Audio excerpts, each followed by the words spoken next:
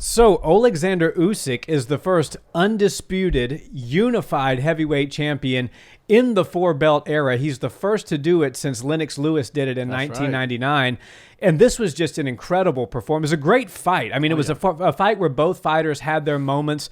And I want to unpack what each guy did correctly in the fight, how things might look different if a rematch materializes, which looks like that's coming down the pipe in the fall. And then talk about the technical mastery of Oleksandr Usyk, because he did some things in this fight, namely 42% accuracy on his shots.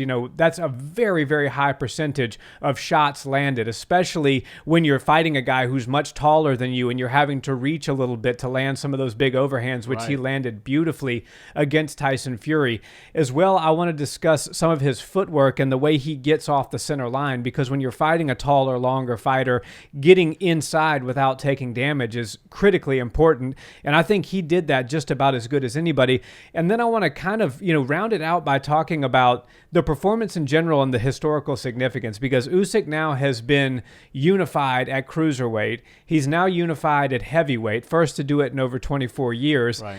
Is he now approaching, or is he in the realm of an all-time great at this point? Yeah, I have to put him in that same category that we're putting some of these other guys. Terrence Crawford comes to mind, Canelo Alvarez. I mean, what he's doing is nothing short of amazing. And cruiserweight and heavyweight, you start to get to these heavier weight classes, and everything matters. You zig when you're supposed to zag, and you wind up on the canvas. So while there's a little bit more margin for error in the lower weight classes, they don't hit quite as hard, and you can get busted up a little bit more in these lighter weight classes than you can in the heavier weight classes. So to see a guy like that come into an era of the heavyweight division where we had this three-headed monster, a King Ghidorah, if you will, where you had Tyson Fury, Anthony Joshua, and Deontay Wilder, and everybody assumed one of these guys was going to become the next unified champion, but we weren't sure who it was going to be, and it just took a little bit of time to get them all together. And then all out of nowhere, Usyk decides to throw his name into the hat and jump in. And look, he was the first one to do it. I don't think a lot of people, when he first moved to heavyweight, thought he was going to be the one to unify all the belts, but the skills speak for themselves. He goes out there and beats who a lot of people are saying is the most skilled heavyweight boxer that we've seen in our generation, in Tyson Fury. And it wasn't like it was an easy fight for him. This fight was really awesome. And for me, when we knew that the rematch was already booked and they have something in October already planned out, I was sort of taken aback a little bit. We're not unfamiliar with rematch clauses. That happens all the time in these title fights in boxing. But when you already have a date set and it feels like you know who the dance partners are going to be, you start to worry that is the 12-round fight going to actually live up to expectations, or are these guys looking at it more of a long play? We're going to fight for 24 rounds instead of 12. Or 36. Yeah. Or right, it could be a trilogy and it's split both ways, and now we're talking about 36 rounds. And I was a little bit skeptical. I was like, I hope these guys don't come out and not show everything. They don't really go out there for the finish. But I was very off on that. Like, the rematch clause had nothing to do with their performance. Both guys went out there for the finish. Both had great moments. I mean, Tyson Fury almost got Usyk out of there in the 6th round. And if it weren't for a lot of determination and adversity dealing, Usyk could have wound up on the canvas and not able to recover. I was really impressed with his ability to step back, understand that he needs to concede this round and breathe and recover. And then he came back just a couple rounds later and had the biggest moment of the fight, which, I mean, if Tyson Fury wasn't 6'9" or however tall he is, and the ropes weren't there to catch him, he would have wound up on the canvas. He's just so big. And I have to touch on that point a little bit more, because Usyk was so good at avoiding the clinch and the tie-up that Tyson Fury was obviously looking for, and anybody would look for in a situation where you're rocked and you're basically out on your feet. If you can get a hold of somebody, you can get the ref to step in, you can get a couple of seconds to breathe and regain yourself. Usyk was able to duck and move and create those angles like you were talking about to find his power shots. And throughout the night, he was able to make his reads and make adjustments on Fury, because in the first couple of rounds, you saw it was a little bit difficult for him to get past the long, straight punches of Tyson Fury. And Tyson looked really good early on. And he did do a lot of good things in the later rounds. I had him even winning some of the later rounds. But the way Usyk was able to dissect the game mid-fight and start to make the adjustments he needed to make to defeat the taller, bigger guy was nothing short of spectacular. Oleksandr Usyk now holds the key. He is now the unified heavyweight champion of the world. And while I think a lot of people were looking towards, maybe a potential matchup between Fury and Joshua, and however the top 3 or 4 guys at heavyweight shake out, everybody was sort of interested in what was going to happen. But these guys put on the performance of a lifetime. I really do think that this rematch has to happen in October. And because it was so competitive, you can't just say Usyk won the first one, so he's for sure going to win the second one. It was a close fight. A lot of people online are saying that Fury was robbed. And while I personally don't see that at all, I had Fury winning 5 rounds for sure. I could probably see a way where he got 6 rounds. But when you add that 10-8 round, for Usyk, you have to just go by the numbers, and Usyk won the fight. He did enough in the rounds that he won to for sure get his hand raised. And man, this fight was awesome. It lived up to expectations, and Saudi Arabia is putting on the best and most incredible spectacles that the boxing world has seen in a long time. And one thing you really have to commend the guys over there for is they're getting the best fighters in there against each other at the right times. We're not waiting till people are out of their primes. I know that Usyk is 37, so he's past that 35 mark. But at the heavier weight classes, we can give them till about 40 until we have to start worrying about their ability to compete at the highest level. Man, these guys are doing everything right, and I love the fact that they've inserted themselves into the boxing world and have kind of taken over. I mean, all the biggest matchups that we're seeing in boxing, for the most part, are happening over in that section of the world, and to me, that just speaks to their passion for the sport. It speaks to the way that they listen to the crowd, they listen to the audience, they listen to the boxing world, and they want to deliver the best fights possible. So, man, hats off to the people that put the fight on, and hats off, of course, to both fighters because they fought like champions, and the best man won. Yeah, the best man certainly won, and I want to talk technically about a few things that Usyk did that, in my opinion, were really what carried him over the edge in the fight. Obviously, Usyk and Tyson had opposite stances. Right. And so one thing when you're a southpaw, there's just generally more people on the planet that are right-handed than are left-handed. Right. So southpaws are much more used to going up in sparring sessions against opponents that are, right-handed where it's opposite stance than orthodox fighters are, just by the sheer nature of how many people are right-handed in the world. Right. So Usyk had that advantage going in, but he used it very well. And one thing Usyk does extremely well is read the long jabs that are coming and get his head on the outside and even sometimes on the inside because he's very confident with his defense. Right. So he was able to, the first couple of rounds, Tyson Fury, and even in that 6th round, I believe the shot that rocked him was a beautiful uppercut up the middle. So right. If you're fighting a shorter fighter with an opposite stance to you and they have to come in on you, likely the shot that can stun them is that uppercut because you have the length. They're a little shorter, as I said, and they have to come inside to close the distance, right. and they're doing it opposite stance, so that uppercut is there. But he did a really good job of making adjustments in counter to that uppercut and allowed himself to slip to the outside, which puts him in range to land on Fury, who's much taller, and that's where we were seeing that overhand come over the top right. really well. And then we were seeing him reset with some beautiful hooks and some body work. So it was a really, really impressive ability to work inside on a much bigger, much taller fighter, and one who can absolutely make you pay for having to come inside on him. So right. that's where, I think Usyk really had a lot of success. The other thing, and the Ukrainians are known for this, especially Lomachenko, is superb footwork. Oh, yeah. He moves laterally better than any heavyweight, I would say, right now. And that's what you have to do when you're so much smaller than your opponent. Fury came in at 262, I think was his weight. Right. Looked great. Looked trim for Fury.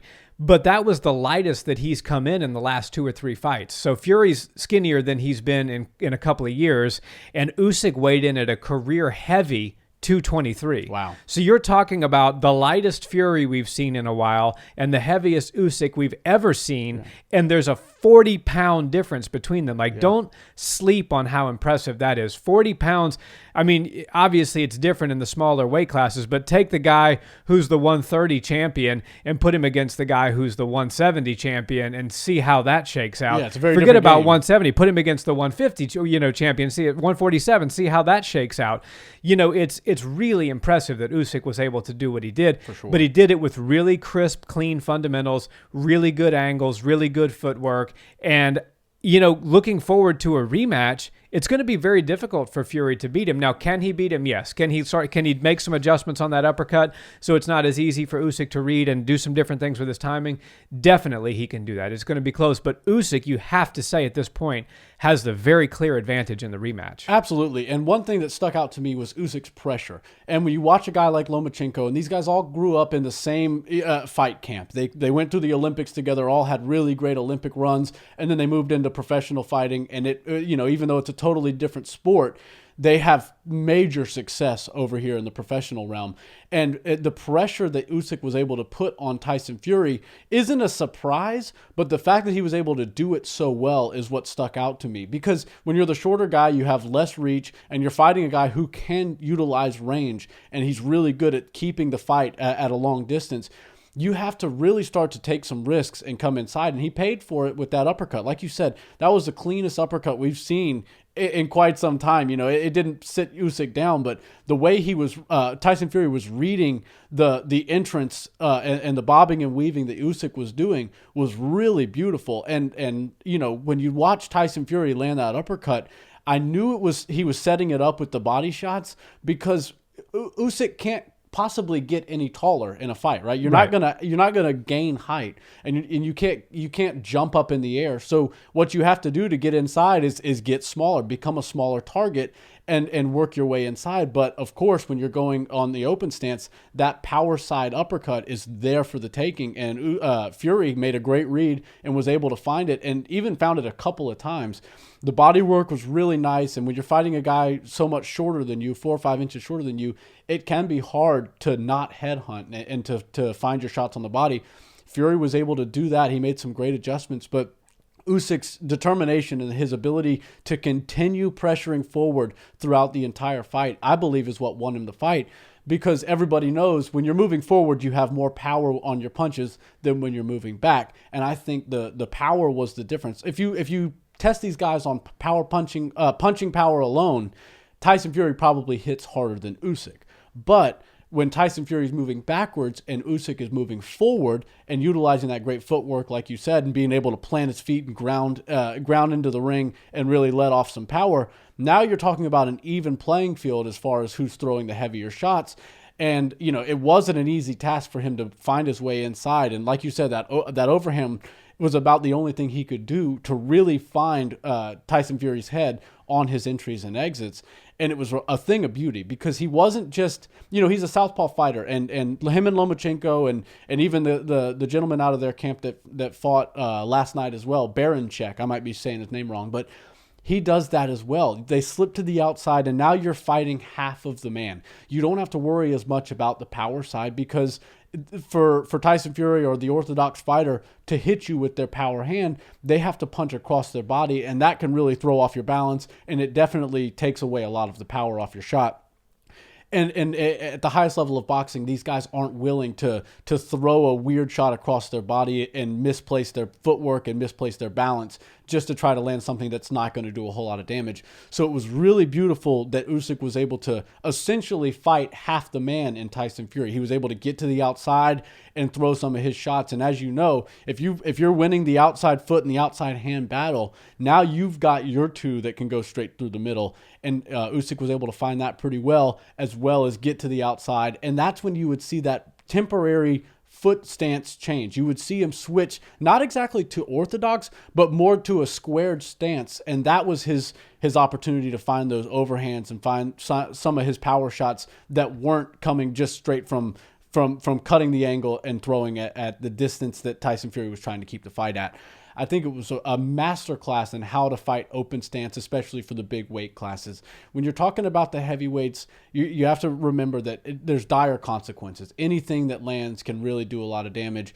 And when Usyk started to show us that he's got the resilience and the ability to take some of Tyson Fury's biggest shots and still march forward, that's when the tides really started to turn. And again, I got to go back to that finishing sequence, because it was a thing of beauty. He was able to slip and move, and his footwork was really nice at those angles. Again, if Tyson Fury wasn't 6'9" and the ropes weren't there, he would have been flat on the canvas. I believe Tyson was out on his feet at the end of that round. Yeah. And he got the standing 8 count, which means that, it is a 10-8 round.